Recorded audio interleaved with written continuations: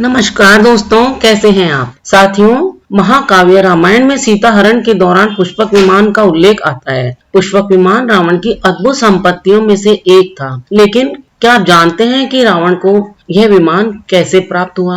आइए जानते हैं पुष्पक विमान की सारी जानकारी के बारे में। पुष्पक विमान की रचना भगवान विश्वकर्मा ने ब्रह्मा जी के लिए की थी। ब्रह्मा जी ने पुष्पक विमान को फिर कुबेर को भेंट कर दिया था। इस अद्भुत विमान के बारे में जब रावण को जानकारी हुई तो उसने अपनी ताकत के दम पर अपने भाई कुबेर से पुष्पक विमान छीन लिया था। कुबेर रावण का सौतेला भाई था। पुष्पक विमान का आकार मोर की आकृति जैसा था। यह विमान मंत्रों द्वारा सिद्ध किया हुआ था।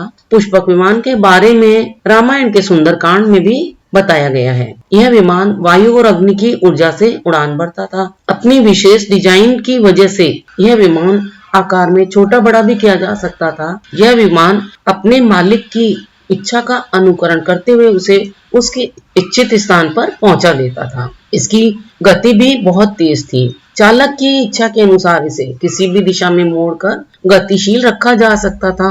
और तो और यह विमान किसी भी मौसम में उड़ान भरने योग्य था, यानी ये वातानुकूलित विमान की सुविधा से युक्त था। ऐसा भी कहा जाता है कि इसमें सोने के खंभे लगे हुए थे। इस विमान की सीढ़ियों पर कीमती रत्न जड़े हुए थे। इसमें कई केबिन भी बने हुए थे।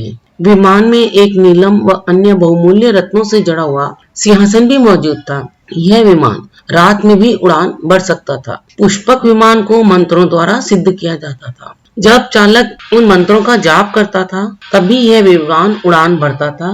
तकनीकी दृष्टि से यह पुष्पक विमान इतनी ज्यादा खूबियों से युक्त था जो अभी के विमानों में नहीं है। ताजा शोध से और ये पता चला है कि अगर उस युग का पुष्पक विमान या अन्य कोई भी विमान वर्तमान में आकाश गमन करे तो उन विमानों के विद्युत चुंबकीय प्रभाव से मौजूदा विद्युत संचार जैसी व्यवस्थाएं ध्वस्त हो जाएंगी। पुष्पक विमान के लिए कहा जाता है कि ये विमान उसी व्यक्ति से संचालित होता था जिसने विमान संचालन से संबंधित मंत्र सिद्ध किया हुआ हो। शोधकर्ता उसे कंपन तकनीकी यानी वाइब्रेशन टेक्नोलॉजी से जोड़कर देख रहे हैं। पुष्पक विमान को जो एक सबसे बड़ी विशेषता यह थी कि वह केवल एक स्थान से दूसरे स्थान तक ही उड़ान नहीं भरता था, बल्कि एक ग्रह से दूसरे ग्रह तक जाने में भी सक्षम था। मतलब यह विमान अंतरिक्ष यान की क्षमताओं से भी युक्त था। इससे यह जाहिर होता है कि यह उन्नत प्रौद्योगिकी और वास्तुकला का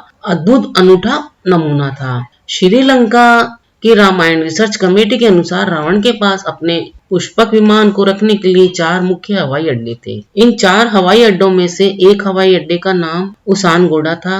इस हवाई अड्डे को हनुमान जी ने लंका दहन के समय जलाकर नष्ट कर दिया था। अन्य 3 हवाई अड्डे का नाम गुरुलोपोथा, तोतुपोलाकंदा और वारियापोला था, जो अभी सुरक्षित बच गए हैं। रामायण में वर्णित है कि रावण पंचवटी से माता सीता का हरण करके उन्हें पुष्पक विमान से ही लंका लेकर गया था। रावण की मृत्यु के बाद विभीषण जी का पुष्पक विमान पर आधिपत्य बना और उन्होंने पुष्पक विमान फिर से कुबेर को दे दिया। कुबेर ने इस विमान को भगवान श्री राम जी को उपहार स्वरूप भेंट में दे दिया। भगवान राम जी लंका विजय के बाद अयोध्या इसी विमान से माता सीता और भाई लक्ष्मण जी के साथ पहुंचे थे। तो दोस्तों, प्राचीन ज्ञान भी हमारा बहुत अद्भुत और विशेष था।